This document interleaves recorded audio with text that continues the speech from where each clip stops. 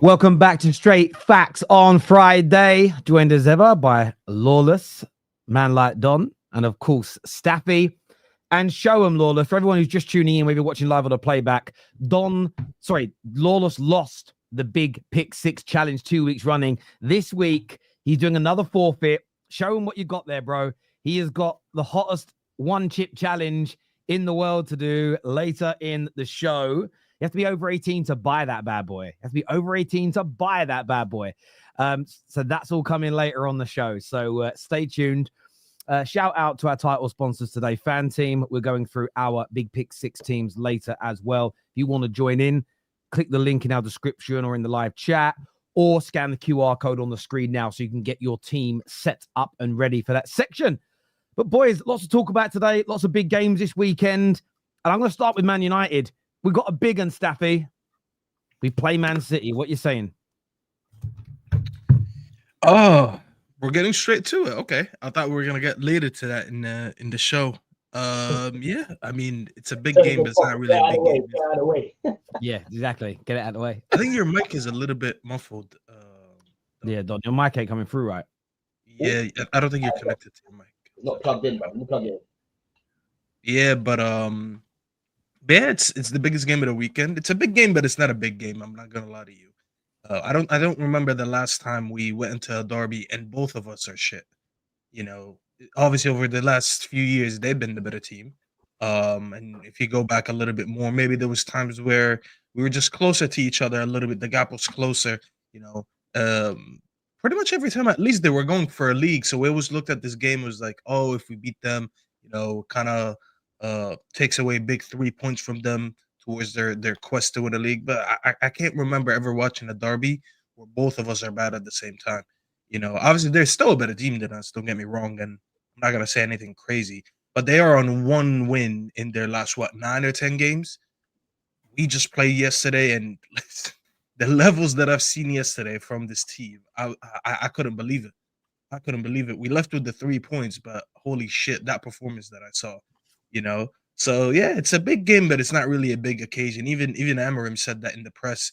He said it's a derby, but he's not looking at it really as a derby because he's like, it's not like we're both competing for the leagues. He's hopefully maybe in the future when we get better and we face them, the game is gonna have a little bit more of a bigger stake to it, you know. But yeah, it's probably a good time for them to face us, and it's a good time for us to face them. You know, it's gonna be very hard to predict. You know, both teams are not performing at their best. As I said, I mentioned their record.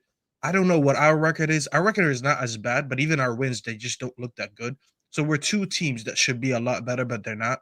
You know, so it's a tricky one. You know, but yeah, I mean, I don't know how confident I am going into this game because this team doesn't fill me with any confidence. But when you ask me historically, when you look at these games in the last 5, 6, 7 years, have I ever went into a Manchester derby not as worried as I am this weekend? Probably yes. Because even though I don't know if we'll win or not, I'm not looking at this team and I'm like, yeah, that's the Man City that beat us 6-3. That's the Man City that beat us 2-0 at home. But it was like it was a training session for them that day. You know, they dropped off. Obviously, we haven't been doing good. So yeah, as I said, big game, but none of these teams are good right now. I know there's a lot to talk about on United, but I wanted to say on Guardiola, I want to put this out to Lawless and Don. I feel like he's in panic mode, not because he's playing Man United. It's not about us. This man is talking about, we've seen him scratch his face, scratch his balls, do weird stuff on the sideline. He spoke today about how he's not sleeping, that he doesn't eat very much, maybe a bit of soup. His stomach's he's telling us he's got the 2 bob bits. He's got the runs. He's got the shits. He said he can't digest food properly. I mean, it's taken its toll on him. This isn't someone he doesn't come across confident that they're going to turn this around anytime soon. I mean, when you put everything together, but telling the world that basically you've got the shits because you're so panicked and stressed because you can't find a solution. Maybe he's projecting to protect his team. I don't know, but it feels a bit off to me, Don.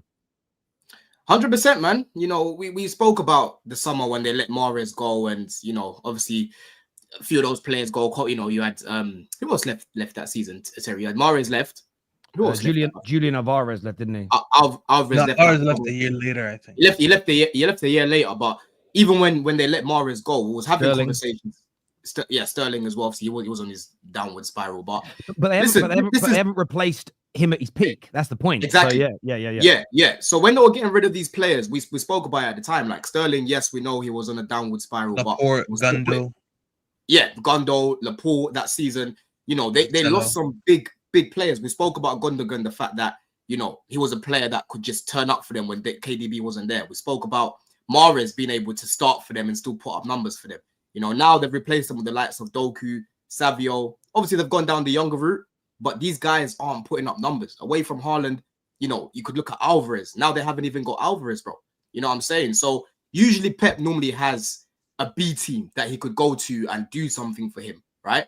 We know Pep rotates his team a lot over the years because he's got quality everywhere, bro. But now he's looking at the bench and thinking, bro, who can I bring on to change the game for me?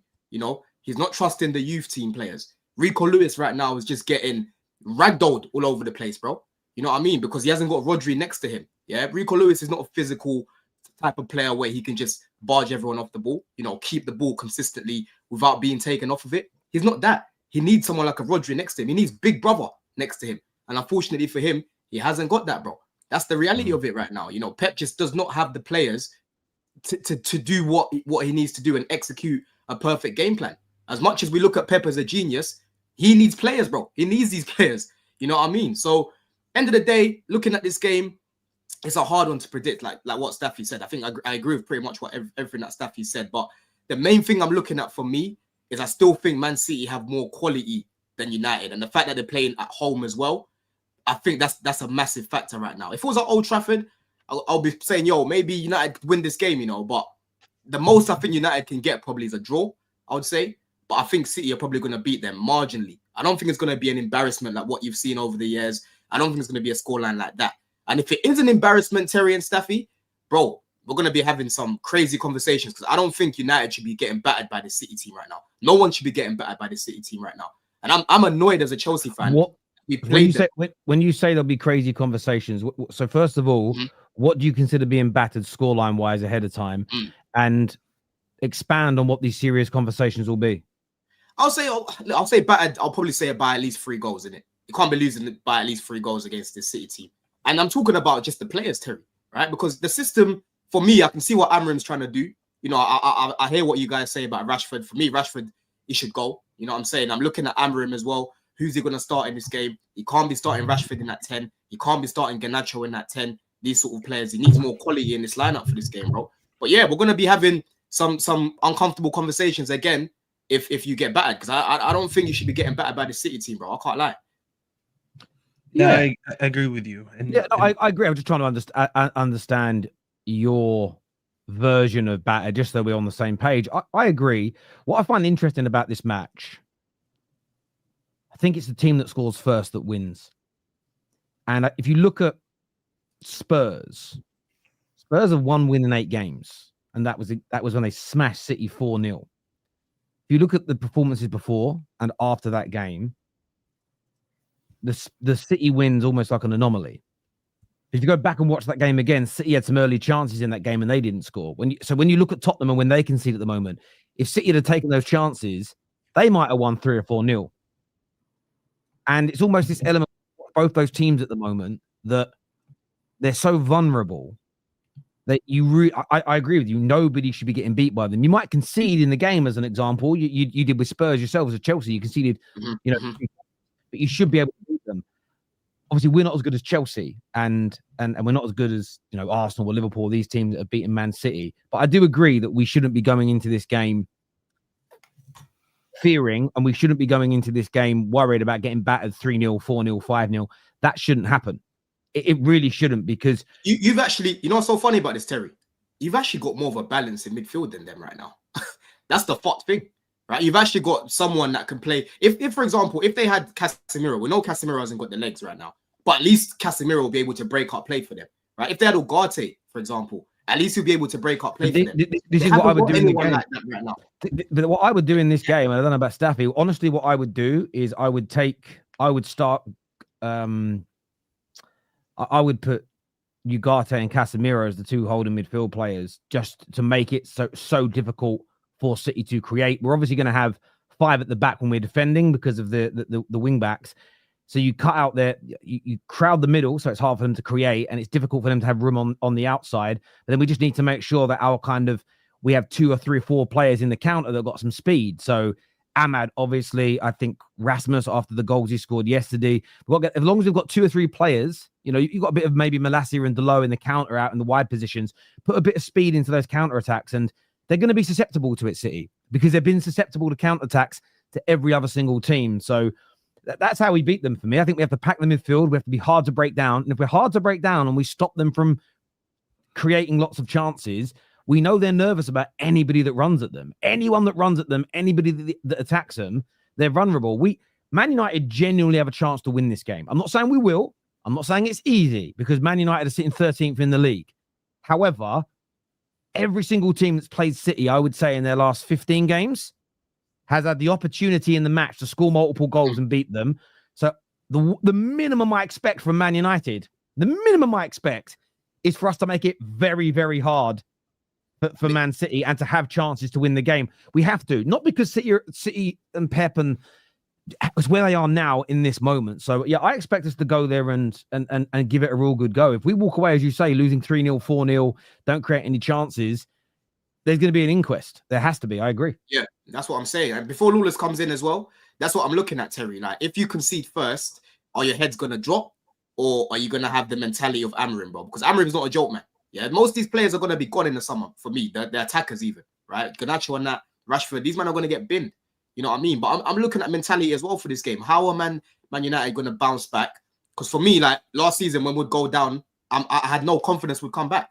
Now Maresca's actually giving me that confidence to know, okay, even if we concede first, we're going to come back. We conceded twice to Tottenham last week, and I was still telling Deji at halftime, we're beating you, bro. You know what I mean? I don't know if United are there yet. You know what I'm saying? So that's another thing I'm looking at. How are you going to bounce back if they score first? I hear that. No, I do. I think that's a real good challenge. Lawless, how do you see this game going? Obviously, City had another awful, they had a poor weekend drawing with Palace, and then they were comprehensively beaten, really. Although Pep has said that they played really well, most fans at the ground, the players themselves have all said they were awful again. How do you see this one going Sunday?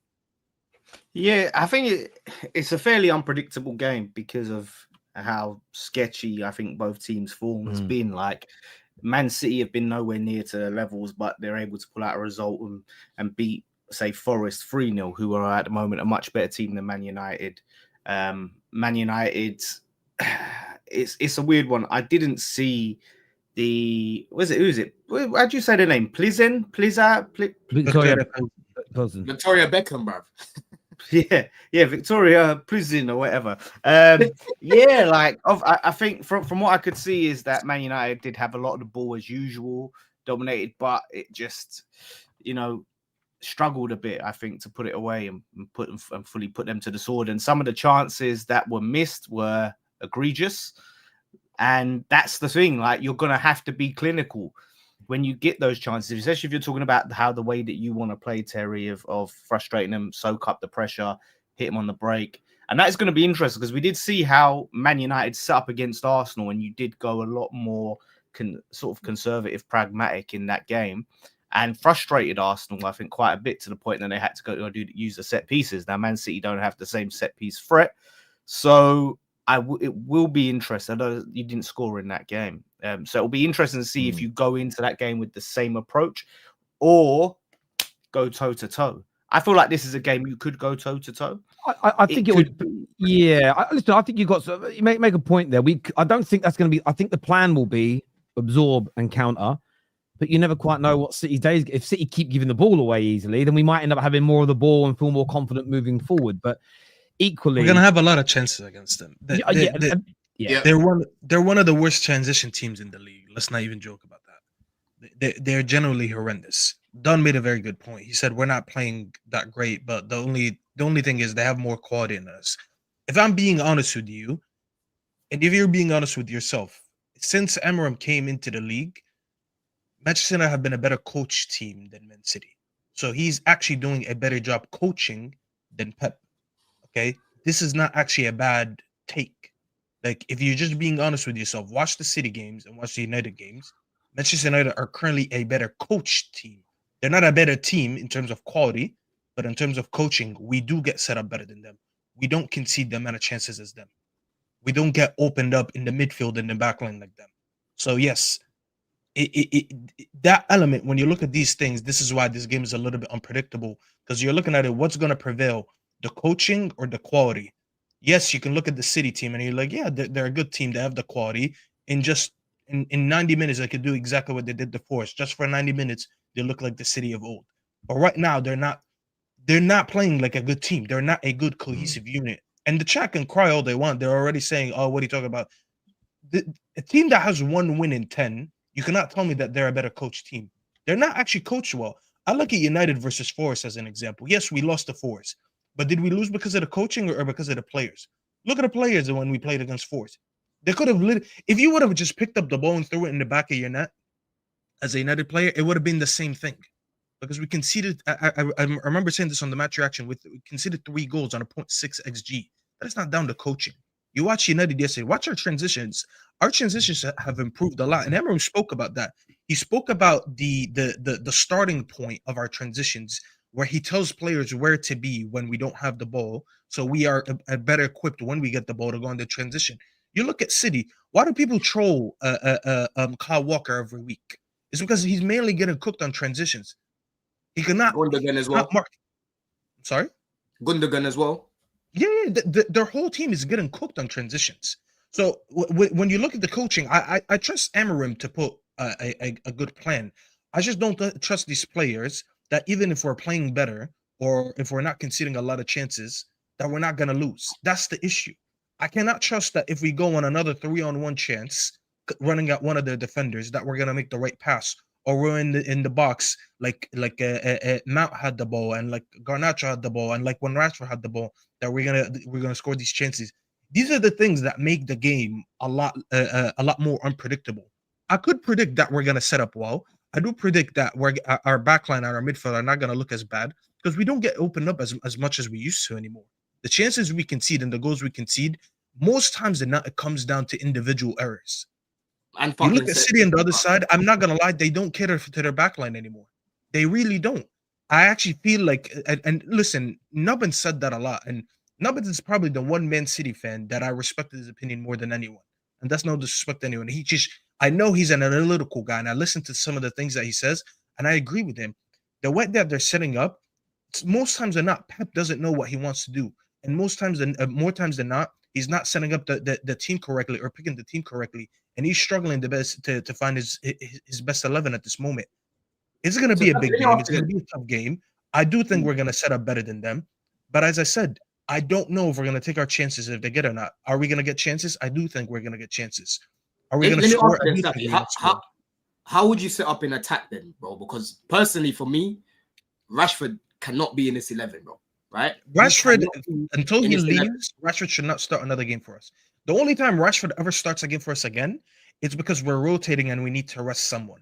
In terms of picking your best 11, Rashford does not get in anyone's best 11 right now. What happens? He seems to start well under Amorim, if I'm not mistaken. Like, or in the post Ten Hag era, he was starting to bag. Man, he scored a goal against Ipswich. What else did he do in that game? Bro? He had one touch. Do you know what's happened to Rashford? What is happening here is Rashford. When Chelsea fans try to banter us for giving them Sancho, it doesn't impact me in any capacity because it doesn't matter whether he was never going to do for us what he's doing for Chelsea. The relationship in his direction, our direction, fans, broken. Rashford's in that same place. Whether you love or despise Rashford and anywhere in between, it's just it's a situation. It's a marriage that is broken, that the only way to resolve it is a divorce and for both parties to go their separate ways. It's going to remain problematic. Equally, away from the emotion and the feeling and the relationships, he can't play the 10 role, and he's told us he's not a 9. So the position that he likes to play, where he likes to be on the pitch, we don't have that available in the squad anymore. And this is why I heard the commentators last night sort of digging out Amorim. Oh, he's made 26 sort of changes and rotations this early. Is that the right thing to do? Well, firstly, go and tell me how many rotational moves all the other Premier League clubs in Europe have made with all these games recently. I reckon 26 is about on point with everybody when it comes to the amount of rotation that's been done. Chelsea are probably higher than us in that period. And I've seen everybody do it. Secondly, he's told why the media are talking about it when they're the fuckers that get to interview him. It's crazy because he said, I've got to test people in different positions. I've got to see. We have now seen Rashford play as a 9. We've seen him play on the left of the 10. We've seen him play on the right of the 10. We've seen Ahmad play at fullback. We've seen him play in the number 10. We've seen Bruno in the 10. We've seen Bruno deeper in midfield as an example. We've seen Delo on both sides.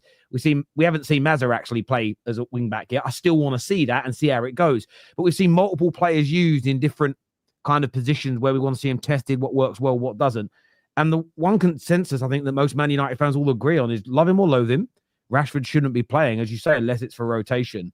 And I actually think we should look to sell him in January. If we can get an offer of around 40 million or more, because it's still, well, the one thing I would say is that, again, you'll get this kind of comment. Oh, but is Bayern Munich are interested in Barca and PSG, and why should we get rid of a player who those great teams are after? That just shows me that people lack life experience.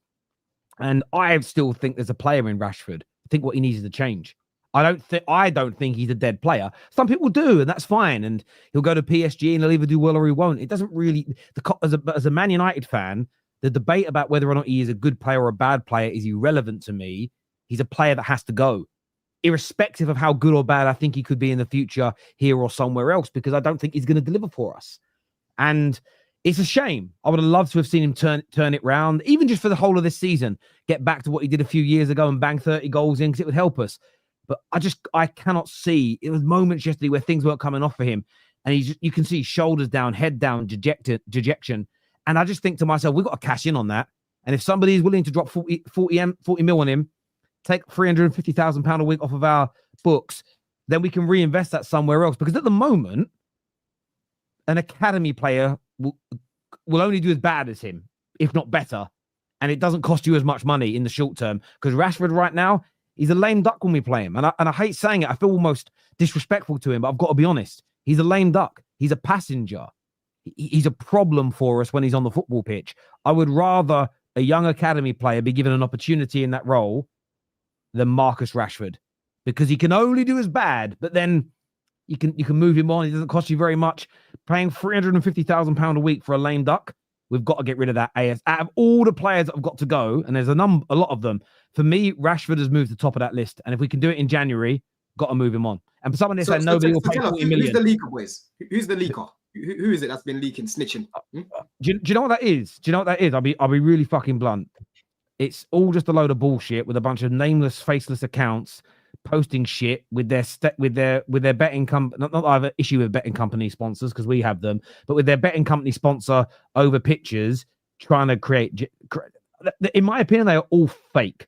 Because I've said this today on the stream, and I'll say it again now if any of them are watching. Show me the fucking screen recording. Get your phone, put it on screen record, and show me it's actually a footballer that's messaging you. Secondly, if it is real, why are you revealing it to the world? It doesn't make any sense. You're calling them bro and your friend, and then you're revealing it to the world. You're a scumbag. If it's real, you're a scumbag, right? Because you're making someone think you're friendly.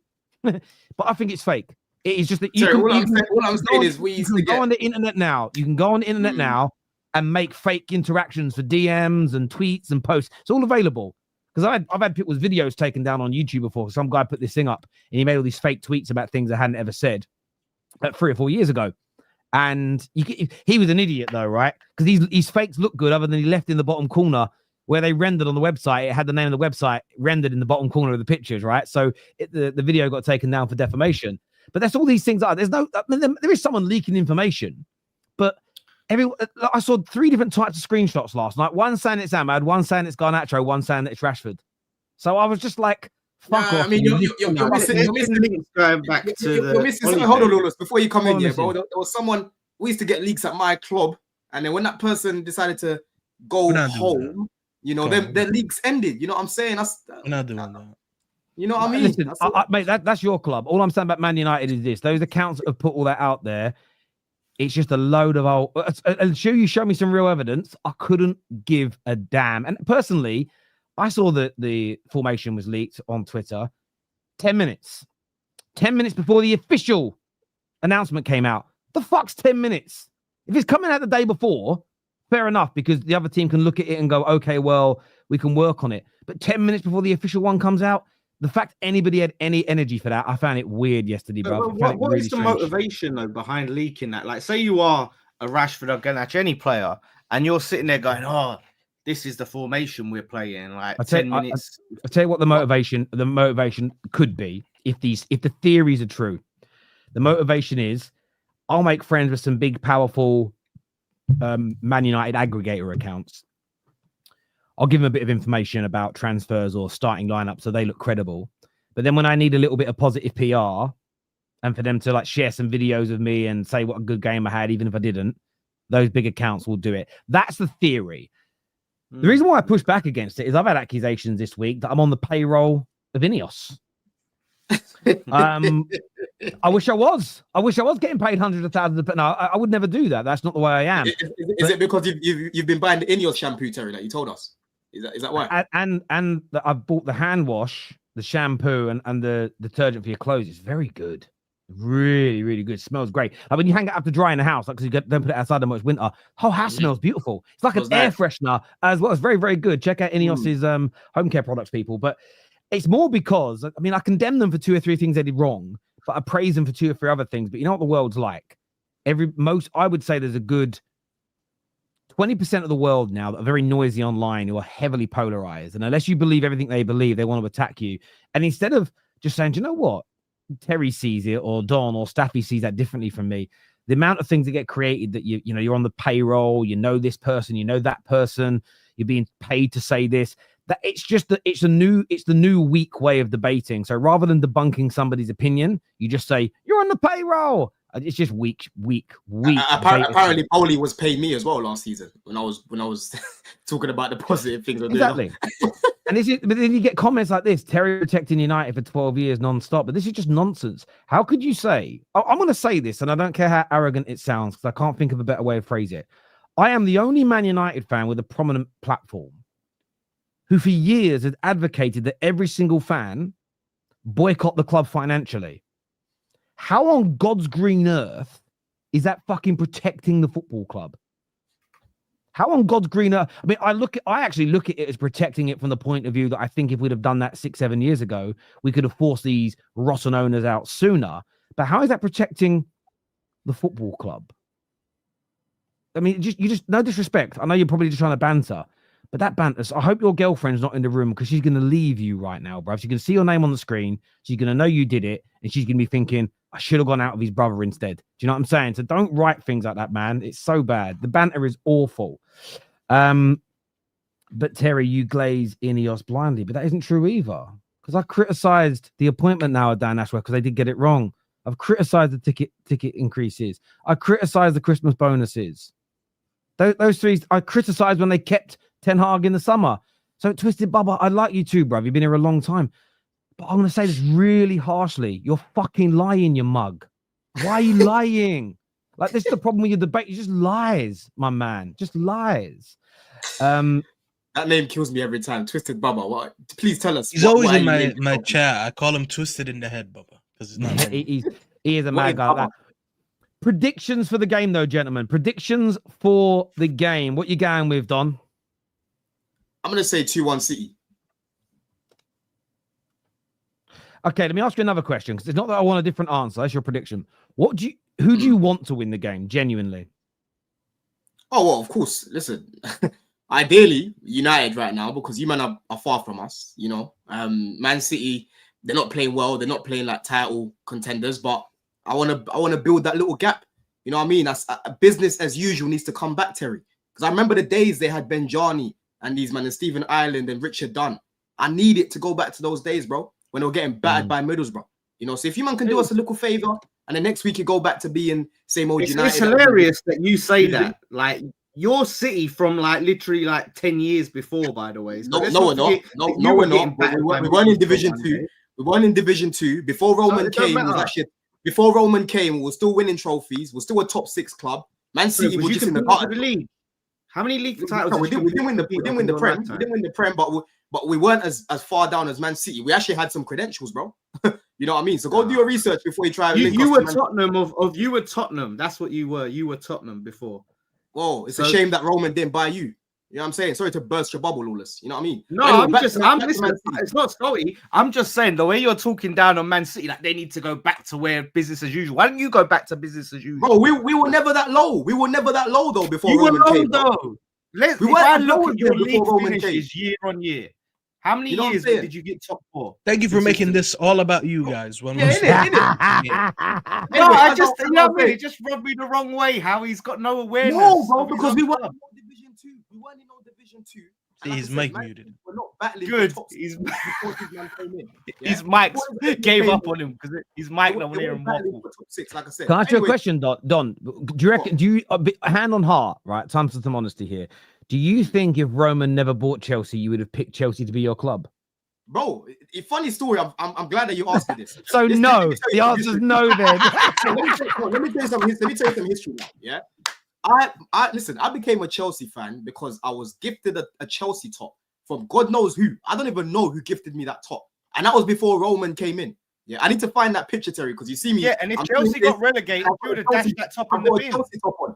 I became a Chelsea fan because I was bought a Chelsea top. I don't know who that is, but hey, God bless you if you're still alive. What a great reason to support a team, eh? Oh, what a great reason. I was bought a Chelsea top, and automatically I was blue straight away. You know what I'm saying? So listen, like I said, Terry, hopefully you man beat them. I just don't really see it, man. I don't really see it. A draw would be nice, to be fair, but let's see, man. Hopefully you beat them. In fairness, your story though. So Man United had a 1985 white kit, and how I become a United fan was there was a big connection with Beckham and the area I was in when I was younger. But prior to that, my nan, God rest her soul, she did my dad obviously didn't force me and my brothers into supporting teams, but I got to about 3 or 4, and I hadn't really picked a team yet. So it was like 1988, something like that, maybe a little bit earlier. And I hadn't picked a team. And my dad asked my nan to go and get a Spurs shirt. By the way, this shows how big Man United had been for a long time. We were awful in the 80s, right? She went and bought a white kit because she knew that Spurs played in white, but she accidentally bought a Man United away kit, and that's what I got on Christmas morning. And I still to this day remember because it said Sharp in red writing, and people used to ask me who I supported or what kit's that. And I used to say Man United like this across Sharp because I couldn't read. I was that young. I used to think that's what it said, right? And I wish I still had that kit. I have no idea where it is, but I always think if my nan, I mean, she could have bought anything. She could have come back. I could be a Swansea fan theoretically. Do you know what I mean? Could have been anything. My granddad was a Liverpool fan, right? So I could have actually had a Liverpool. I could have been a Liverpool fan, bro.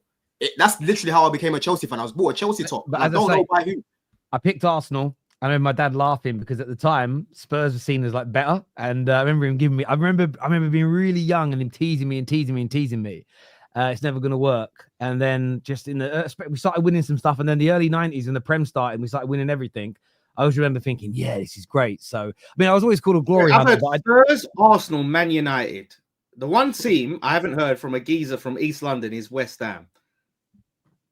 That's mental. No, but but what it was though, my friend, is that my dad just never really subscribed to this. You have to support your maybe he should have done, maybe he didn't, but he never taught me and my brothers that you had to support your local team. My dad just used to say, like about everything in life. My dad's very much a man, and I think he implied this logic into his son's football teams that you're not boxed in because of who or what or where you're born from. Does that make sense? So he says working class. I'm not saying you have to, but we should. Like the fact that our name my grandparents, my grandparents, my nan and granddad supported West Ham, but they were very much like my dad. So my dad's mum and dad were West Ham fans, but they just the way they lived their lives, and I always feel this was such a great way to live as working class people. If one of us as a kid says I want to be a doctor, we never got told, well, you're from working class background, that's not going to happen. Does that make sense? Which my generation and before me in the working class communities, you got basically told you can be a builder, you can work in a factory, you might be there were certain sort of industries that you kind of got pushed towards, if that made sense. But my family just weren't like that. And another thing they used to do is you can support whatever football team. I remember coming home young saying, oh, everyone at school said I should pick my local. The Liverpool fans at school said I should pick my local team. I always found it weird. But they were like, my nan, my granddad, my dad were just, no, you support who you want. So when you're, again, I know some people don't like that. Some people go, that's wrong. But But when we're not even an option I follow amongst Spurs, Arsenal, and Man United, we're not even an option. That's a bit mad. It wasn't that you weren't an option. Everybody was an option. Like my little brother, one of my younger brothers, he opened up. Me and my brothers used to collect the Merlin sticker books. He went through that and he goes, "I'm going to pick a team," and he picked Arsenal. I think it was because of Mark Overmars, because he liked the name, how it sounded. He went, "I'm going to go with them," and it just did. I got another friend. That's how kids do it. Yeah. But my best friend Phil, he told this story on the show. He was deliberating between Coventry City and Arsenal. And the only reason because they were the two teams that he said had the most black players in it. And he went, and then Arsenal, we counted, Arsenal had one extra. So he goes, that's the team I supported. That was that was a 5-year-old, like, going, I'm going to do it because they're more like me. And that's what Phil told that story on this channel. So I think when you're a kid, that's the thing when people call you a glory hunter. When you're 4, 5, 6, 7 years old, I don't think you have the comprehension of, I'm going to pick this team because they're going to go on and dominate for the next 20 years. No one at that age, you never think like that. When I was that age, I supported Newcastle because I liked the name, yeah? When I started getting older and I realized geography and Newcastle is a place very, very far away that I'm never going to see, and West Ham, this is this team where I grew up, I supported West Ham when I matured, do you know what I mean? Like, so yeah, I get it, but I didn't feel like I had to stick with the team I picked as a 5-year-old. That's probably where the family teachings are different. So what my dad said to us is that you can downgrade. Like my brothers, two of my brothers picked Liverpool to support as kids, and then Daniel got to about 17, and he basically said, because I like Liverpool, he still likes them now. He went, but I'm never going to travel up to the stadium. I'm never going to put my effort into going. He went, but I will with Leyton Orient. So he kind of become a Leyton Orient fan. But he could see that he had more affection for Leyton Orient. So it wasn't that he went, I'm going to downgrade. It was just actually, I prefer my local team to Liverpool. It's just who he had an affinity with. But my dad sort of said to us, my dad was like, that's okay to do because you're kind of stepping down, not like, I'm going to go from Orient to being a Man United fan to be weird. But he also just said, just support the team that you love the most. And I remember I did have a couple of years where I was going Leyton Orient regularly because we used to get free season tickets with school. Before anybody asks, I was 10, 11 years old. I couldn't drive myself to Manchester at that age. And we'd go to the games. But honestly, I'd enjoy them. Good day out. All my mates from school were there. It was wicked. But all I could remember, no mobile phones, nothing. All I was waiting for was half-time and full-time over the tannoys, what the Premier League scores were. And all I wanted to know was whether Man United won or not. And that was always like that moment where I knew I'm a Man United fan because I'm at this game, all these things are going on, but all I cared about was hearing what the United score was at half-time. And that was enough for me to know I'm never changing, no matter what, local, what a friend said, if I got called a glory hunter. I fell in love with them. And once you fall in love with your football team, I don't think there's anything you can do to change it personally. I think you're stuck for life. Growing up, yeah, you lot were just everywhere, Terry. Like, you know what I mean? You lot were just everywhere. That's why I'm happy that I saw my club actually take trophies away from you. Like, yes, you've taken trophies away from me, but I've taken trophies away from you too, bro. Yeah? The way United fans used to just come into primary school, secondary school, just gloating. And I used to tell these men all the time, like, why are you lot supporting the team in Manchester? When do you lot go? Like, you lot don't go there.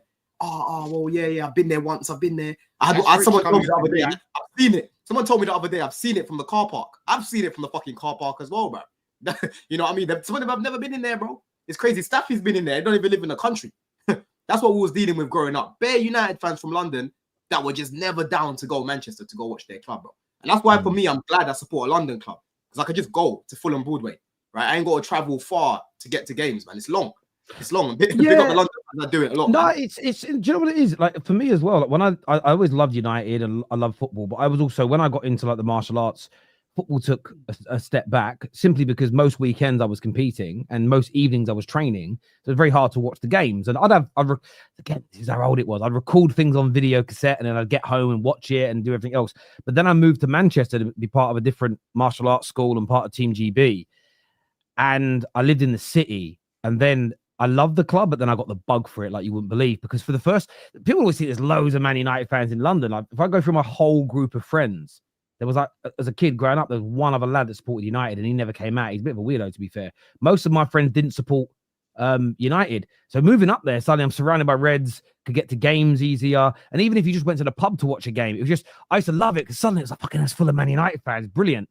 Like, never experienced that. And then when I was up there, I stopped the martial arts because of injuries and stuff. And I needed something else to throw myself into.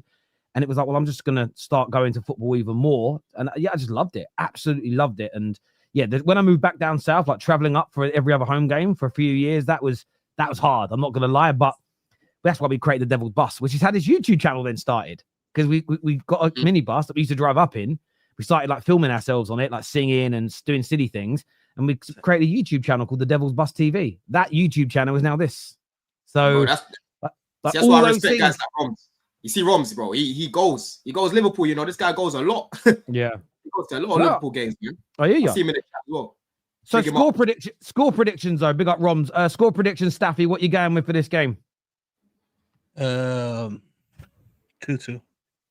We have to wait for Lawless to get back now.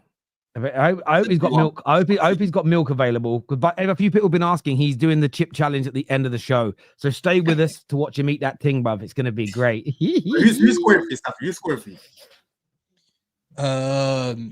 Rasmus, Ahmad, and probably Rasmus.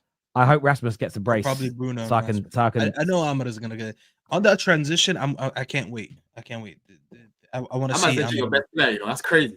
Oh, if it was that last he's been cooking. I mean, Palmer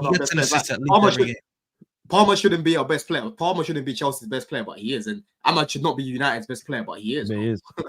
What's your score prediction? What's your score prediction, Lawless?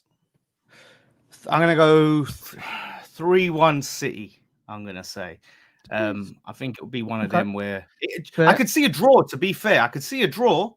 But I'm going to lean 3-1. Obviously, I want Man City to win.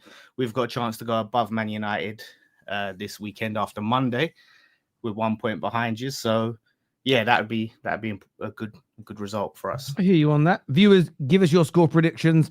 Get them in below. A few super chats here. First one says, you use this analogy to your viewers a lot, so I will ask you the same now. You refused to answer last time. Show me a successful club where they sacked their director of football and refused to replace him. But we literally did it on the last show where we showed you that that clubs often change the role. So we showed you the examples with Manchester City, how they got rid of people that were considered sporting directors or technical directors, but those roles merged into others. So I might even have the overlay still here somewhere. I think I do. By the way, Ashford was the technical director. Yeah, so you can look at Man City's here as an example. So let me just show you Manchester City, and this is what I stated. So you can see that they used to have a technical director in Brian Kidd. They haven't had one since 2009. Omar Barada was the head of football operations, and they haven't replaced him. You could argue they've gone backward from that point, but they didn't have him before. They didn't have that role before 2020, and they were very successful then. They haven't had a director of football since 2012. The point I was making, sorry for the overlay not matching, the point I was making is that we're all getting ahead of ourselves. Oh my God, they're not going to replace him. That means they're never going to be any better. What they're stating they've learned is that actually part of the reason why Dan Ashworth also went, it wasn't just the mistakes he made. It was, in fairness, there's not much for him to do because Wilcock's picking up a lot of this and Barada's doing a lot of that. And we've got this guy that we thought, and we've all done that. And if you've ever employed people, my friend, sometimes you think you need someone that you end up not needing as things start to work out in reality. So that's why we got rid of Vidal as well, because we didn't need it. There was just too many cooks in the kitchen, bro. So when you say here, show me a successful club where they've sacked a director of football and refused to replace him, I've just shown you them. But I don't think it's about not having someone doing the role, doing the jobs that a director of football typically does. But it merges into other roles or other people or other job titles. So I think when you hear the headlines from the Sun newspaper, by the way, they're not getting a new director of football. That is so disingenuous to the role that's needed. Somebody is picking up those responsibilities with a footballing background and a footballing pedigree. It isn't that we're just letting accountants and bankers do it again, my friend. So hopefully that answers your question thoroughly. City are on a poor run, but United are so unpredictable. I can somewhat guess that City will do. I can't tell you what United will turn up. I think that's fair, Patrick, to be honest with you. I do think that is fair. 22 years ago, I loaded up FIFA and Arsenal were the first team that came up. Now it's been 20 years of pain and struggling. Thanks, FIFA. That was almost me, I'm not going to lie. I know a lot of people have picked their teams who play FIFA. I will just say this now. Please don't advocate that to your children. That's an awful way. Because computer games are not a reality. Because I've won the Champions League with Bolton before on a computer game. So please don't use computer games as a barometer. Yeah, but for people like, because for me, that's how I kind of picked United. I actually almost picked Arsenal because of that. But Premier League wasn't big in Egypt when I grew up. I was more likely to become a Madrid or a Barcelona fan if it wasn't for FIFA, because that was the trend. Everyone, if you lived in an Arab country, everyone was a Barcelona or Madrid fan. I just so happened to get FIFA 2004. And when you pick, it's not like it is nowadays where you pick your favorite team and that's what you start with. You just pick English. It takes you to the Premier League, and the first team there, because of alphabetical order, is Arsenal. And that's all I knew. All I knew was Arsenal for like. There's going to be a lot of AFC Bournemouth fans coming up in the future. Yeah, that's what I'm saying. It's not like it is right nowadays. Now you can just pick your favorite team, and that's the team that starts for you on the loading screen. But back then, I'm not gonna lie. That's why I'm assuming a lot of people became Arsenal fans. Oh, that makes sense. Yes, Lawless will be eating the hot chip a little bit later, people.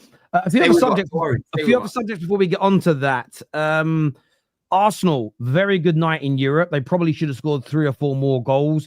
Do you think they'll carry that over this weekend, Don, into the Premier League when they play Everton tomorrow?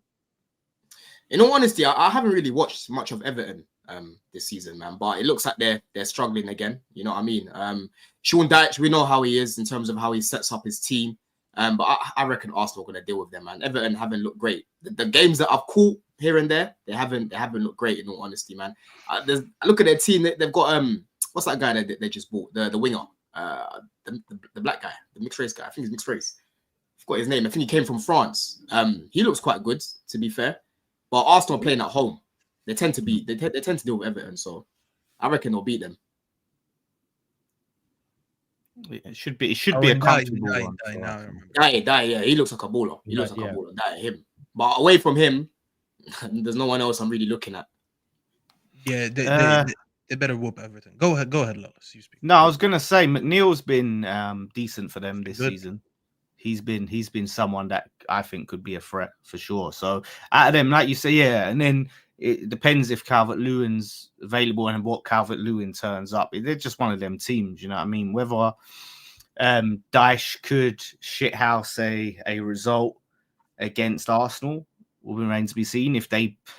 Arsenal do struggle to break teams down at times. They have got the set piece secret weapon. It'll be interesting to see how they utilize that against Dyche. Everton used to be really susceptible to set pieces a few seasons ago, so I'm not sure how much they've been able to fix that, and Dyche has been able to get them much better on set pieces, being the type of manager he is. So I think it could be one of them ones where it will take a while for Arsenal to break them down, but eventually, it will be too much for Everton. I don't see Everton scoring in this game, to be honest with you. It will be one of them ones.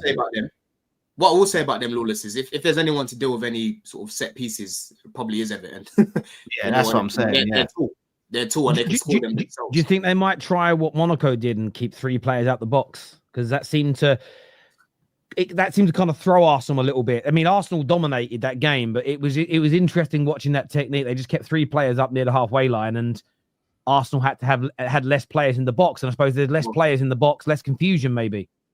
I don't see it, man. I don't see it. I think they're just gonna go with their physicality, their height, and just look to defend them that way, man. That's the main thing you need against Arsenal, bro. United struggled because you haven't really got height in the box. You don't really have players that like to attack the ball. Whereas Everton, they're different. You know what I'm saying? So, like I said, I haven't really watched much of them this year, but I think Arsenal will get business done this week, man. I think it's gonna be an ugly game, but I think Arsenal will win it. Everton are just poor, man. They're very poor. I mean, we just played them 2 weeks ago. They just have no quality in that team. McNeil, don't get me wrong, McNeil is good. They have a couple individuals that maybe they would be better on other teams. Collectively as a team, they're just very poor. And Arsenal are at home. I don't know what their record with Everton. I just don't remember recently struggling with Everton. I could be wrong, but I just don't remember them being a team that really troubles Arsenal like that. Maybe like 4 years ago when they beat them in their home ground, but other than that, I mean, Arsenal recruited well to match up with teams like this. Even when games get physical, as you said, they have the height, they have all that stuff. So it might not be necessarily most entertaining game, but I think they'll win. I mean, people were saying, "Oh, what happened with the set piece last game?" Well, you didn't win last game, did you? And I sat here last Friday and I said, go ahead and win with set pieces, and you deserve the 3 points against us. I was like, but when it doesn't work and you drop points, don't be surprised when people cook you. And you dropped 2 points last game. Obviously not in the Champions League, it was in the league. I forgot who they played. Fulham. There you go. They dropped points to Staffy, Fulham. their last 10 meetings is a mix, you know. I can't lie, it's a mix. Arsenal have battered them a couple of times, but Everton have got a few wins in their last 10. Like Arsenal beat them twice last year, 2-1. How many in the last 2 to 3 seasons? That's what's most important to me, because that's the better version of Arsenal we've seen. Yeah. Because I remember them beating them. Season before last, they beat them 4-0 at the Emirates. And then last season, they beat them 3-1 at the Emirates. Yeah, so they cooked them the last 2 times. Yeah, look, yeah. Everton have got a chance. This is going to be one of those games. If it remains 0-0, they've got a chance. If Arsenal score early, 10, 15 minutes, it's going to end up being like the United game. It'll be 4 or 5. The issue with Arsenal right now, though, Terry, I mean, you look at the Champions League game, the amount of chances they missed, especially Gabriel Jesus. I don't understand how this guy's still in the Premier League. He has all the tech in the world. This guy missed 2 sitters against Monaco. And I'll be very honest with you. If you want to win a Champions League, if you want to win a league, you need your striker to finish these chances. These guys go from Havertz to Jesus, from Jesus to Havertz, and both of them are just not good enough. These chances that he missed, I just couldn't believe it. Like, he needs to go back to the Brazilian league. That's probably his level. Because I every time I watch him, and they mention he's on a goal drought. I don't even remember the last time he scored. And they mention his goal drought, and it's because of things. I'm seeing he scored 2 goals this year, bro. It's 2 goals in 2024. Yeah, that's embarrassing. Do you know what? You got to credit Arsenal fans though as a collective, because at least they call it out. There are other clubs that are up near the top who have players that don't score for 12 months, and they just say it's okay because there's other good parts of his game, and there are good parts of Gabriel Jesus'. There are good parts of Gabriel Jesus' game. He helped set up the first goal. I can't understand how you can play that pass with your left foot so brilliantly, but not finish those chances. It confuses me. But you are right. He said it himself, there. He said scoring goals is not his best attribute, and I'm not surprised. Yeah. I just watch it. Yeah, but you're right. They need to move on. I think Arsenal fans have come to that. I feel like Arsenal fans have argued over the wrong things. You can rely on set piece goals when you're this good, but you can also add another bagsman, another gunman, another scorer to your front line. You can do both. I mean, maybe he's good at headers as well and can score some goals in them corners. But I think this January, I look at Arsenal, they've actually been better in the Champions League than they have in the league. That's why they're sitting third. I think if they could go out and grab a Utd or it doesn't matter who. So audience, please don't. He's not available. We won't get him. I'm giving examples of profiles here. They went and got a Utd. They went and got an Isak. They went and got a Victor Osimhen, someone who is more deadly. I don't know about the league. They could win the Champions League. They could. With a better goal scorer, they could do it. They could do it. I remember we did the straight facts before the season started in the transfer window. We talked about a striker. I remember Staffy was, and if this was what a few Arsenal fans were saying, like, they don't necessarily need to focus on a striker because they got goals by committee last season. So they need a left wing. And that's why I said, but you need that clutch guy. Do you know what I mean? In the moments that is good, like what they had with Aubameyang, is maybe they don't do much else, but they'll get you that goal when all else fails. And they got Saka. They need a left wing still more than they need a striker. Yeah, I agree. So the left wing is horrible. Martinelli is the worst one in that front line, and you cannot convince me that the left wing is not the worst. Because as much as I don't rate Jesus and I don't rate Havertz still chips in with goals here and there, and I don't even like him like that. Martinelli generally doesn't do anything. If Martinelli was not on the pitch against Fulham and it was someone else with just like a little bit more IQ, he wouldn't be offside, and that goal would have stood and they would have won the game. The fact that you have all that pace and you're still caught offside just shows me how unintelligent he is. The guy, and not to mention that what he offers this team is just so limited. Like, I've never seen someone, all he does is just put his head down and run. He's so horrible. It's shocking how much he's regressed since he came up the ranks with Saka and Emil Smith throwing them, because he's the worst out of the three. They sold Emil Smith throwing, they probably could have kept him over Martinelli. The only thing is he just wasn't healthy. Their left wing is actually shocking. It's shocking, bro. Shocking, man. And even when we had that conversation, Terry, was it last season or season before, right? And I said about, I think Mudrik's got more to his game than Martinelli. The thing I spoke about, right, was Martinelli's how limited he is, bro. Yeah, he picks up the ball and he just puts his head down. I've never seen a winger not be able to cross the ball consistently. His crossing is so bad. I was even surprised that he managed to find Saka in the box, because usually it goes far from Saka, or he does nothing with it, right? He's got no flair in his game. His passing range is dead. His finishing is dead. All they do is just go back to that one season. And I remember after that one season when they competed, I said, bro, there's no guarantee that Saka and Martinelli will carry on doing what they did last season. Saka puts up numbers, cool, fair enough. He's consistently carried on doing that. But Martinelli, bro, it might have just been a one season thing. You know, I'm not seeing any development in this guy's game. You know what I'm saying? And for me, like I said to you before, Terry, it's very clear to me why Arteta was looking to sign Mudryk. Because people can mock Mudryk as much as they want. But when you look at their raw attributes, Mudryk has more to his game. You know what I'm saying? Mudryk can actually cross the ball. Yeah, Mudryk can actually create chances. He creates for us, right? He's faster than him, right? It's all about just putting him together. And this season, we're seeing improvement in his game. And when you see Mudryk start to improve even more, you see that he was better than Martinelli. I think that, I mean, he might improve, but they're very similar. I was looking at their stats earlier on today per 90 minutes. Martinelli 0.4 goals, Mudryk none. I don't think they are similar. I'm going to give them to you now. You're lagging a bit. I'm going to give them to you now. Chances created per 90 minutes, 1.3 in the Premier League. This is 1.3 per 90 minutes for Martinelli, 1.3 per 90 minutes for Mudryk. Passing accuracy, 76% for Martinelli. 77%.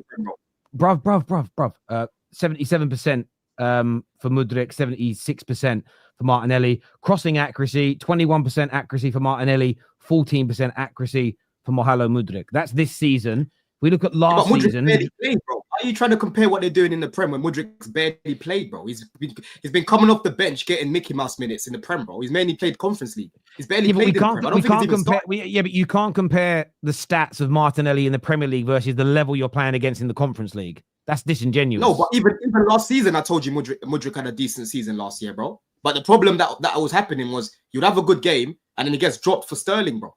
Right? We will see improvements from last year with Mudryk. Bro, but I've just put his Conference League stats up, and he's crossing still at 14%. His passing accuracy is still at 77% in the Conference League, Mudryk.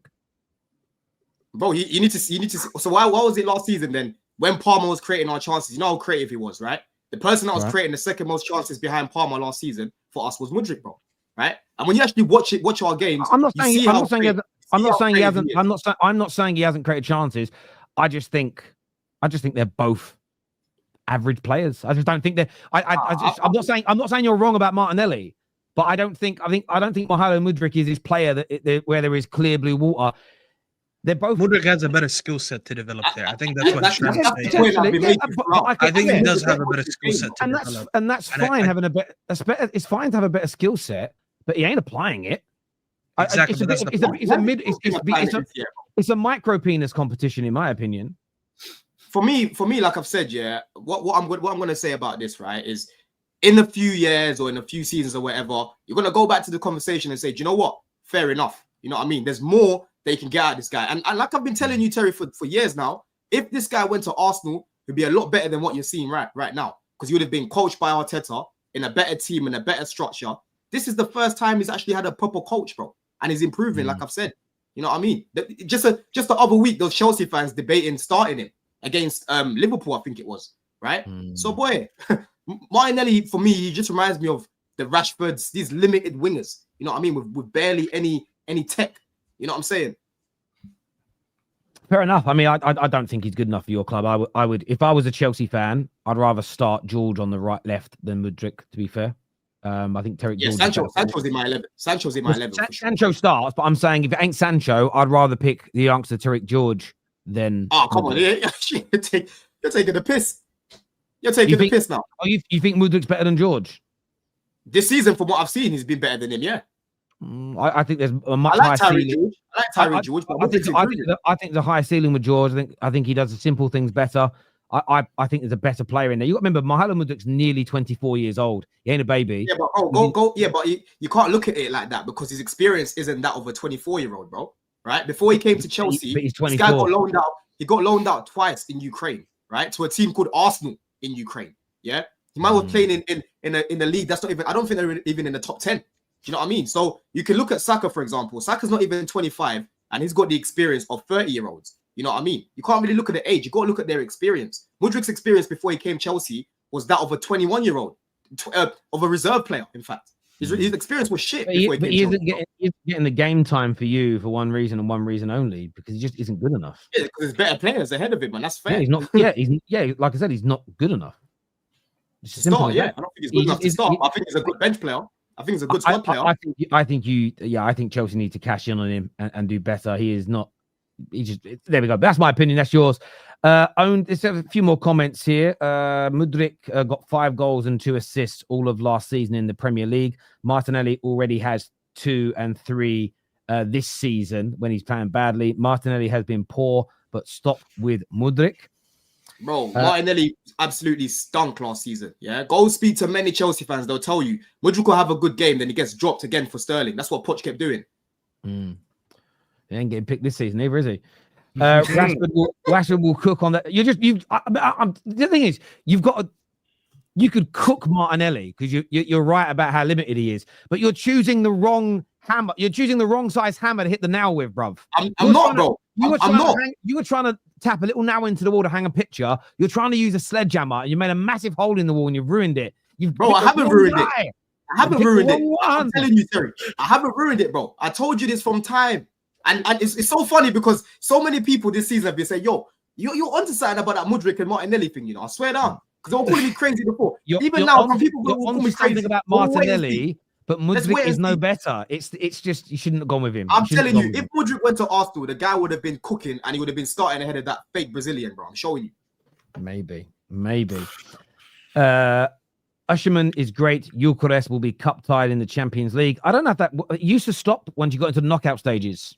So if for years it changed it, it doesn't happen anymore. Yeah. Knockout stages, there's no problem with that, my friend. So you'll be okay. This is a weird comment. It says fair-skinned people struggle with spicy foods. Bro, have you never been in the East End on curry down Brick Lane for a curry? Bro? I guarantee you, I eat more hot food than Don. And that's no word of a lie. And that's nothing against Don. I'm just a spice connoisseur. Wait, say that again. I said I guarantee I eat more hot food than Don. Because I'm a spice connoisseur. You know who the worst is? Let's see about that. The worst person is Javern, who does our tech for us in the studio. This man, if we order Nando's, it used to make me laugh because Colleen used to order the hottest chicken with the hottest sauce and everything. Javern, he was like, can you ask for them, Terry, in the notes for it to be plain and for it to be cooked by itself so none of the spices even flick onto it? Oh my God. What's the point of getting Nando's, bro? He couldn't eat. Javern can't even do lemon and herb. It was like it had to be cooked on a separate grill so that nothing can spit onto it. And I was like, wow, that's crazy. Yes. Martinelli, this is also true. Martinelli 6 million, Mudryk 18 million. Don by some logic is what Ricky Proctor says here. So now it's because Martinelli's a 6 million player. But then you're the same fan base that were telling us you got the best winger pairing, however you want to fucking say it. To be fair, we rejected Martinelli. To be fair, we rejected Martinelli when he did a trial at our club. And one thing that's good about United, and it's been good for years, is actually our academies. We usually recruit a lot of good players in our academy. So that just shows you that he wasn't really rated as a youngster. He's just very limited. I'm sorry. Man. I don't care if Don is overdoing it with Mudryk. Just let's not forget that Martinelli's just the Martinelli. I haven't disagreed with a single point of Martinelli, and I don't think most Arsenal fans have either. Really, it's just there we go. Only United, City, and Chelsea are allowed to win the league. I don't get what you mean by that. I have a 1 of 3 chance to win that. Yeah. It's going to be classic old Arsenal, and I guess 1 or 2-0 is what Adam says here. It might be score predictions for the Arsenal game, gents. 1-0 to the Arsenal. I'm going to say 2-0. I think they get a late one, and then once they get that one, they go get another one. And it's 2-0 Arsenal. Okay. Oh, look at Don. What's Don cooking? What is Don cooking? I'm trying to think of their... They're going to have everyone back in it. They've had a few injuries picked up, but yeah. Everton, 3-1 Arsenal. 3-1 Arsenal. Yeah, I'm gonna go 3-1 Arsenal as well. That's what I think it will be. Big game for Chelsea. Don, Brentford, bit of a patchy record against them as of late. So, you want to, you could make it 7 wins on the bounce, which I think will be the first time in 4 years you won 7 games across all comps on the bounce. Important that you're going to get that done this weekend. Bro, let me even read you something here, which is crazy before I get into this game, because this is a place that we haven't actually won in the Prem, Terry, which is actually crazy to say, right? And No, you're at home, by the way. You're at home. You're at home. I know, bro, but we haven't won in the Prem against Brentford, yeah. So Chelsea Even have at won home? 6. Oh, sorry. Go on. We're at home. So Chelsea have won 6 in a row for the first time since Tuchel in 2022. Chelsea's last attempt at 7 in a row was against Brentford, and we lost that game 4-1, bro. Yeah, if you remember when Rudiger banged it in, when he kept trying that shot and he finally went in, right? So this is a team that's been a bogey team. Same way Wolves for us recently has been a bogey team. West Ham have been a bogey team. Everton, Brentford's another one, right? And I'm not taking this game lightly, man, because they score goals. You know what I mean? They've got a good midfield with the likes of Norgard, Damsgaard. They've got Janel in there as well. They build up quite well from the back with their fullbacks as well. Mbeumo and Wissa have been very good in front of goal. And ultimately for me, Terry, this is another game where we need to make sure that we're winning that midfield battle. Because the way Brentford play, they combine very well with each other. They remind me a bit of how De Zerbi used to play with Brighton, right? That double pivot they tend to have in the midfield with Norgard and Janel, they tend to sort of roam that area together. And Mbeumo tends to be in between the lines, just picking it up. It's similar to what we do with Caicedo and Lavia, for example, or Caicedo and Enzo when they play in a pivot, you know? So for this one, I'm hoping Maresca will probably invert Caicedo again. I don't know if Lavia is going to be fit for the game, in all honesty. If he's not, then you're probably going to see what you saw against Spurs in the second half when Gusto was the one playing at right centre-back, Cucurella going in between the lines and so on. But ultimately, bro, I think we're going to beat them, innit? I think right now, you know, we're very confident. We've got a good manager. We've got better players. Last year, again, we lost to them at the Bridge. We drew away. But that was Poch playing some negative lineup. I think we had 2 attackers in both games, 3 attackers in both games. You know what I'm saying? So this time around, Maresca's obviously going to want to go for the win, you know, but I don't see us keeping a clean sheet, man. That's the problem. I don't see us keeping a clean sheet, but I reckon we'll put at least 3 past Brentford. I'll be real. Defensively, they're not all that. They're not all that. Yeah, aren't they traveling bad away this season as well? They don't travel well. Yeah, the Premier League, I heard. Yeah, they haven't been traveling well. Look at that now. Yeah, wow. Yeah, they've played 1, 2, 3, 4, 5, 6. They've played 7 away games, lost 6 and drawn 1. Yeah, exactly. They don't travel well. They don't travel well. But like I said, we've been Brentford's charity boys recently. You know what I mean? But I can look at the past games recently. A lot of it's been down to tactics and just poor quality. Right now, I don't see a team like Brentford beating us. You know what I mean? I'm wary about them, but Ten Hag United beat them.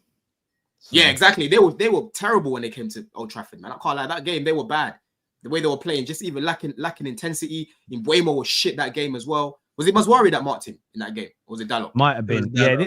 This is one of those matches where you guys are. I mean, a lot of Chelsea fans this week. Because I did a video last week saying I feel you guys are in the title race based on my definition of the title race, of course. The amount of Chelsea fans all week that have just been replying with the same. It's almost like you guys are in a group chat somewhere and you're like, guys, we've got to tell nobody we're in the title race. We are not in a title race. We are not in a title race. Terry, I love you, bro, but we are not in a title race. I feel like you are, but these are the games where if you're going to be serious about it, you've got to win this match because they're awful away from home. You're in the title race. This is the kind of game where you cannot afford for any reason to be dropping points, in my personal opinion. No, 100%, man. 100%.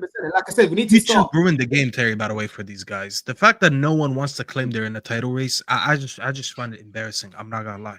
I'm not saying you though, because I don't even know what you said about it yet. But it's PTSD. Huh? It's PTSD stuff because people don't want to say it and then basically put bro, who cares, bro? Everyone's scared to get clipped. Like, what's gonna happen, bro, if I say something I get clipped? Like, is Lawless gonna come to my front door and punch me because I got a wrong? Like, bro, who cares? Some of these people you're probably never gonna see in your life anyways. The fact that people don't want to enjoy the journey of being in a title race, even if they believe it or not, instead they'll come out and say shit like this. Like, bro, this is I blame people like Hassan for this. I'm not gonna lie. The whole fucking leopard on the tree and shit. Bro, this is what the culture has become. You're going to have 2 teams in a title race and no one is near them. They're going to be like, no, we're not in the title race until like March. Like, bro, you're in first and second place. How could you factually not be in the title race? It's not even PTSD for everybody. You've also got this, some people, and Sam is one of the worst people in the world for this. No matter how good Liverpool are, no matter how good the story is, he always wants to make it sound better. So there's a lot of Liverpool fans that want the underdog story. And there's also the element of people reaping what they sow. So, for instance, when Man United in the first season of the Ten Hag were predicted to come mid-table and not win a trophy, and we finished third and won the League Cup and got to the FA Cup final, people would not say the words United achieved above expectations because they said expectations changed during the season. People set that precedent in the fan discourse. Then when their team starts a campaign, they're expected to get top 4 and they're suddenly top of the league. They don't want the same logic to be applied that the expectations within the season change. No, everybody wants to change other clubs' expectations based on new information, but they want their clubs to remain the same. And the problem is, it is just so intellectually dishonest and actually quite boring. You have to, of course, Man United right now, our expectations have changed from the beginning of the season because we've been poor, right? And a team that does better than expected, the expectations rise, and football fans can be a little bit predictable and boring when it comes to that, in my opinion. And I think Chelsea, it depends on your definition. If you're someone that thinks that it's not a title race until the last 10 games, then I understand your definition is different. But for a lot of people saying we're not in it, why? Oh, I don't want to put any pressure on us. I don't want to jinx us. It's just weird to me. That's the pretty, thing. Like, I don't agree with this. Not a title race till the last 10 games, man. Because that must be a new thing. Because I think we've all been watching football for a very long time, and I've enjoyed lengthy title races throughout the season where we've seen teams go above and below and dip, and that's the whole thing. If you have a title race that isn't even a third of the season, then what's the point of that? I agree. And Babs here says Terry's fault for the football gods. Saying you're in a title race doesn't upset the football gods. And it's I take away from the football gods thing, because not like I'm talking like they're real. It doesn't tempt fate. Yeah, we're in a title race. That's different from going, we're in a title race, we're going to batter everyone, we're never losing again this season. You watch. You don't have to act like a dickhead to say you're in a title race. It's not. They can be very much exclusive of each other. You don't win anything with kids, though. I like that. Should Manu play as the 10? His playing style could resemble David Silva, even if he isn't as good as him. He's a hindrance in deeper positions. I mean, it's off the subject, but we've read it out now. Staffy, what do you do very quickly? Would you do that? Yeah, I don't think he has the best partnership right now to play in a pivot next to Ugarte or Casemiro. I don't look at him as a box to box. Like he could do the deeper role, but in the system that we play right now, I think he might be better suited for the 10. I wanted to see him in a double pivot. I'm not gonna lie, it doesn't look that good. He just looks like he's doing all the individual things that he was doing under Ten Hag, but as a cohesive midfield, I don't see him playing a role. So maybe in the 10 he'd look better, because we've seen him look better in the final third. He does play better in the tight spaces. I don't think he necessarily has a very creative back, but he could get past a couple players. He does know how to string a couple passes. So maybe that would be his role. I think that's one of the biggest things that Emram has to find out, is that when you have a talent, you try to find the best position for them. Yeah. He's doing the same thing with Ahmed. We put him on the right, and now last game we put him. Yeah, he's finding the position. I also think he's holding Manu back rightly physically. We will talk. A lot of people want to see him play more, but I'm not going to remember what we were saying under Ten Hag. He's playing too much, so let's just slow down. Ronin says we are 100% in the title race. May not have all the perfect pieces, but are dangerous as anyone. These young players are embracing the pressure. I agree, and there's nothing wrong with you want to apply a little bit of pressure, and if they crumble, it'll make them stronger. If it doesn't make them stronger, then you know which players to sell. It's really not the end of the world. The thing is, I don't like this mentality as well. It's like, oh, we went into the season just expecting top 4. Like, don't put too much pressure on them. They're kids, bro. We've got some experience in this team. We've actually got some winners in this team. They might not have won the Prem before, right? You got the likes of Enzo. Reece is still a winner, still around the team. Fucking who else you've got? You've got like, for example, Ben Chilwell's not playing, but he's part of that those sort of winners where he can sort of share his experiences and whatnot. You know what I'm saying? So right now, people are just running away from it, bro. For me, Terry, I want us to just keep going, keep doing our thing. You know what I mean? Keep plugging away, right? Just in case Liverpool slip up, and you never know. And you never know what we're gonna do in January as well, bro. You know what I'm trying to say? So that's how I'm kind of looking at it, man. I know defensively we're not the best, but I'm looking at teams around us. We haven't even got the worst defense in the league. As bad as we've been defensively, No, I think we had the third best defensive record before the last game, bro. It's crazy. I agree. I agree. Before we move on to talk about the big 6 pick, Mr. Lawless, it is time for your forfeit, brother. So we play the big pick 6 every week on Straight Facts on Friday, and we have a little mini league, us 4. And the person who comes bottom does a challenge. Last week, Lawless had to drink 3 raw eggs. This week, he's got to do the 1 chip challenge because he came bottom 2 weeks running. So, bro, get that 1 chip out the packet. We're going to play the big pick 6 again in a minute. So get the app downloaded or get your account set up now or get it ready on your phone by scanning the QR code on the screen. But Lawless, get it open, bro. We want to see it on the big screen here. We're going to see it on the big screen here. Doing this. Staffy should be doing this. If it's not for Son. Hey, don't hate the player, hate the game. Nah, you should be doing this right For now. everyone that doesn't know, they were neck and neck in the bottom 2 positions. Staffy needed Son to get a goal or an assist, and he got the goal in the dying moments to make Lawless hit rock bottom here. So this will be interesting. Get this shared, people. Who will get it out on Twitter, get it out on X. Let's get this done. I want everyone watching this. There it is. There's the bad boy. It's got a glove. Oh, wow. It's got a glove. It's got to wear a glove with it. Oh, my God. So 1 minute newbie, 2 minute beginner. Oh, listen, I recommend to get a glass of milk next to it. Yeah, I've got a bit of a milkshake there. This is a madness, mate. Keep out of reach of children. Can you hold it up to the camera again for me, please? Can you hold it up to the camera again so we can see it, please? The chip. The chip, please. Yeah. So I want to screenshot it so I can share it online so everyone knows it's coming. There we go. So I have done one of these before. It was the Paqui one. You gotta stop losing, Lawless. This is supposed to be even hotter than the Paqui 1 chip. Man, put on gloves. Are you at Wingstop, bro? Take them off, man. It comes with gloves for a reason, mate. What do you want me to do? I'm gonna wear this thing. Yeah, I would wear it. I would wear it if I was you.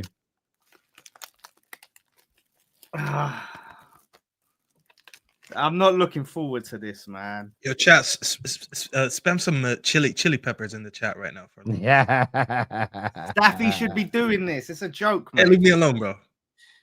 And you said you handle spice more than me. I better not see no yogurt or milk next to you, bro. Come on, Bro, then. I handle spice more than you. Let's see you do this then. Let's see you do it, Big Bang. Bro. Stop losing then so we can see the Remember as laws, well, do not touch your eyes after eating this as well. Let's go. Let's get this done, boy. Let's get this done. The whole thing.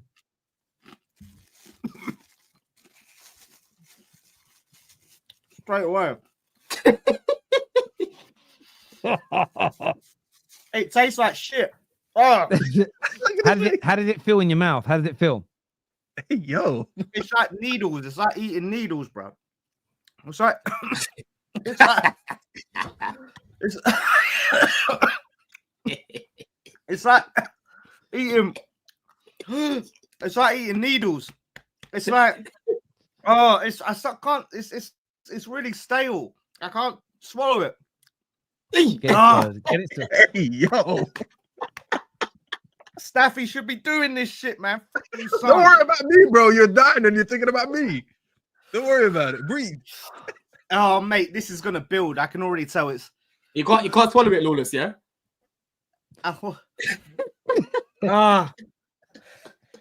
This ain't pleasant, man. This is not. I can't be losing again, man. I'm not losing again.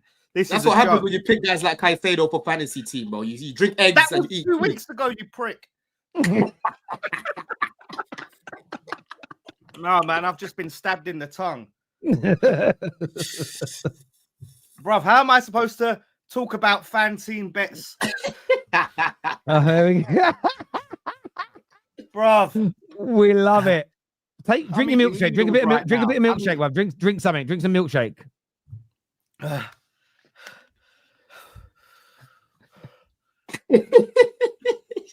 Look at his face. Are my eyes bleeding? That's done nothing. That's done absolutely That's done nothing. nothing. What is the point of that? Yazoo isn't what it used to be. It's like water now. What was better? What was better, Lawless? The eggs or the chili? Right now, I'm going to say the eggs, but well, let's see what you're doing next week. Viewers, give us some ideas of what the forfeit could be for one of us for next week, courtesy of our friends at FanTeam. Talking to this week's teams, Staffy, we have yours up on the screen right now. These are the 6 players that you've gone for from Sunday's games. Yeah, listen, I knew everyone would pick Haaland, so I picked Haaland. And I saw everyone's team, so you guys are going to see in a minute. Then obviously I put a couple Chelsea boys, Palmer, Sancho. Sancho, you know, he's getting a lot of GA this season. Diallo, listen, I already talked about the transition against City, so I think he's going to probably get an assist or so. And then you got, I couldn't decide how the Spurs game is going to go. I was like, you know what, I'm going to put the striker from each team. So I put Solanke and Cameron Archer. So because I don't trust Spurs not to lose this game. So I was like, you know what, I'm going to go for a differential there. So I went for Archer. But yeah, that's decent team. Don? Yeah, man. So I've gone with a triple threat. Limited ball knowledge right here. Look at this. From the mighty Chelsea, you know what I'm saying? So Palmer right now, he had a very good second half against Spurs. Brentford, like I said, you know, when they counter press, they leave a lot of space in behind. That should be giving Palmer the license to create, the license to hopefully score for us. Like Staffy said, Sancho, he's been very, very good in the final third, bro. His quality in the final third is top, man. And now he's adding goals to his game as well. Jackson, usually when he has a bad game, he tends to come back, you know, firing the following game. I don't know if you guys saw, he was crying in that last week. I don't know what's happened, bro. But I'm expecting him to turn up in this one. Kulu, he's been Spurs' go-to player. He's been their best player. So if I'm looking at anyone to get anything in this game, will probably be him. And I put Solanke there as well because Southampton, they just give goals for fun, man. And the way Spurs press, I can see them scoring maybe even 3 goals in this game, I reckon.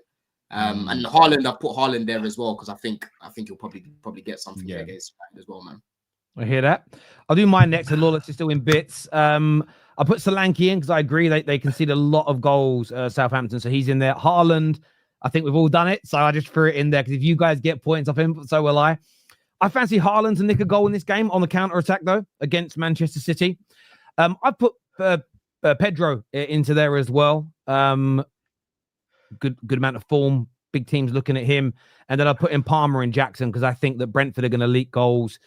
They're the main 2 when it comes to the goals at that club. So I've gone with them. So, yeah, no massive surprises. Maybe Pedro and Højlund are like my kind of, I knew nobody else would have them. So my hope is they pick up some goals or assists because that should then separate. That's what this game comes down to, people, when you're challenging each other.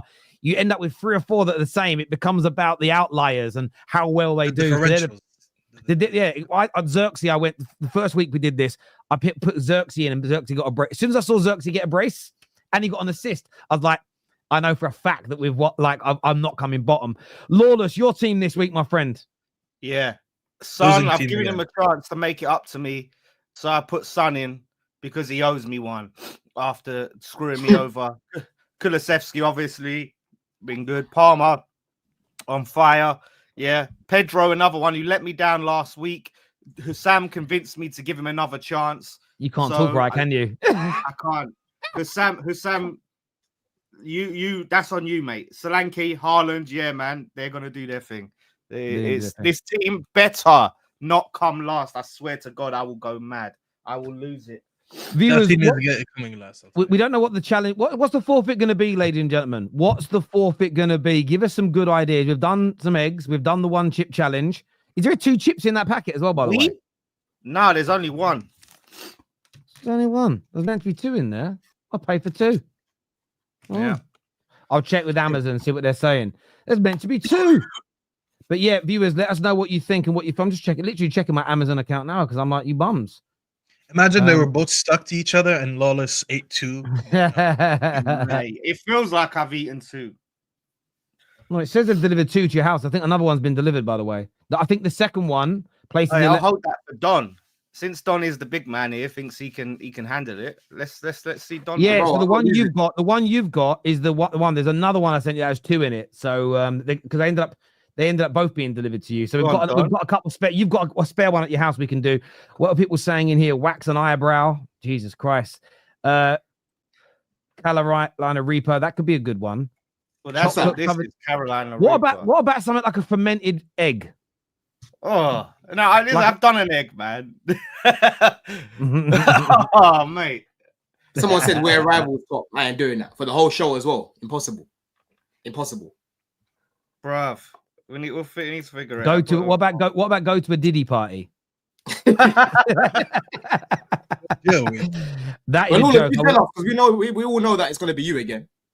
Shut up, man. If it's me, like, I swear to God, Hussam is doing it in my place. you're blaming Son, you're blaming Hassan, bro. It's on you and your bone. Yeah, man, take some accountability, man. You're a big boy. It's just, you know, my mum won 130 quid, by the way, last week. She come 8th out of 5,500. Nice. First week on this, I won like £5. I think I won about £5. I didn't pick a good enough team to get in the top. If you're in the top 20% on FanTeam, you win part of the cash prize, which I think is up to £8,000 this week. So that's why I advocate FanTeam over all the other fantasy leagues, because you get paid money if you do well. Like I don't understand why people. Genuine question. I don't understand why people spend hours of their week doing FPL for nothing when there are other sites you can do it on where you can win a little bit of moolah for the same. And this is great because it's one team a week. The big pick six is one team a week. We've got to worry about subs and who's injured. It's just you pick 6 players, unlimited budget, great game, more fun, and then you can do a bit of banter like this with your mates. You've got to get that done. We're winning the lot, and the Mank tiers are beautiful. Big up yourself. Drink seawater. Oh, that would be awful. Can you buy seawater? Can you buy seawater though? Because I'm not going down to the beach. Don't live near one, but there we go. Sad news. RIP to the West Ham Academy player Oscar Fares. I don't know about that. I didn't read about that. But RIP. Yeah, I'm taking your word for it. There. Very, very sad news indeed to everybody. We're going to let Lawless go now and go and rest his head. We're back at 6 p.m. on the Football Terrace for the Top 6 show. So make sure every single one of you is back for that, please. It'd be amazing. We've got a really good panel for you tonight. We preview more of the weekend games, get some more takes from the viewers. Don, Staffy, Lawless, always a pleasure to speak to you. If you haven't signed up yet to your FanTeam account, go and get that done for us. Free to sign up, free to play as well. I didn't advocate that, but free to play. Free to play for everybody that signs up to it today. Until next time, take care. Goodbye. God bless. And we'll see you all again soon. Peace.